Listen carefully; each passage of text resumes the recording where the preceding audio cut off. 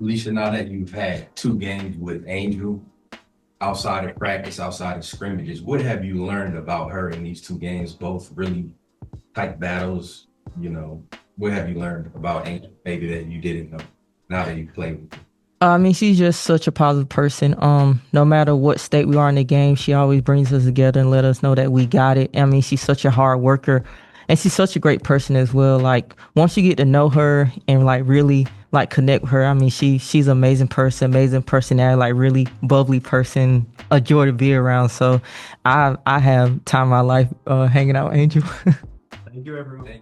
Welcome everybody to the Sports Culture, all things sports. It's Jay Banfo, and we gotta talk about Angel Reese and the Atlanta Dream. But before we get into that, like, comment, share, subscribe, and thanks for your support. So the Atlanta Dream have started the season off undefeated at 2-0. And I'm not gonna lie, they look like a team that's built to win a WNBA championship.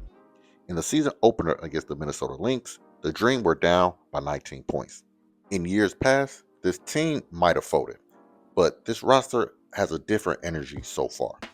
They fought back and won the game 91-90. Then they went into Dallas and took down a Wings team led by the number 1 pick in 2025, Paige Beckers. So obviously I have to acknowledge Alicia Gray and Ryan Howard, the guard duo who have led this team back on track. They might be the best guard duo in the WNBA, and I wouldn't be surprised if they made the All-Star team this year.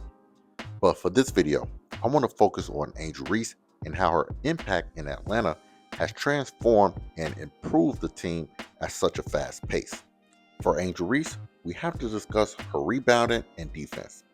In her last 2 games, Angel is averaging 15 rebounds per game, which is leading the entire WNBA. And versus Dallas, she had 16 rebounds, with 8 of them coming on the offensive glass. The entire Dallas Wings team had 7. Now, on defense, she had 3 blocked shots and 2 steals versus the Minnesota Lynx. Now, regardless of what you might think about her offense, her defense is the bread and butter. Her impact on that end of the court is significant, and as the season continues, there's no question she will be in contention for Defensive Player of the Year. Now, when Angel Reese was in Chicago, she was forced to be a primary creator, which led to efficiency questions. However, in Atlanta, she's the 4th or 5th scoring option. In front of her, you have Gray, Howard, and Jordan Canada to lead the offense. So for this season, Angel Reese is averaging only 11 points per game, which, if you ask me, is pretty good for her. Now, I'm not naive. I still think at times she does too much on the offensive end of the court, but overall, because she isn't the focal point on offense, she doesn't have to force shots. She can focus on garbage buckets, putbacks, transition buckets, and easy layups created by her teammates. Now, her usage rate is down, but it's her impact that is up. By not needing the ball in her hands to be effective, she frees up the Dream's elite guard to operate, while she cleans up every single miss. So, in my previous videos on Angel Reese, I've always compared her to Joakim Noah.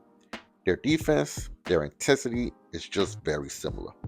Now, I understand it's only been 2 games this season, but you can easily see that the Atlanta Dream have a clear identity.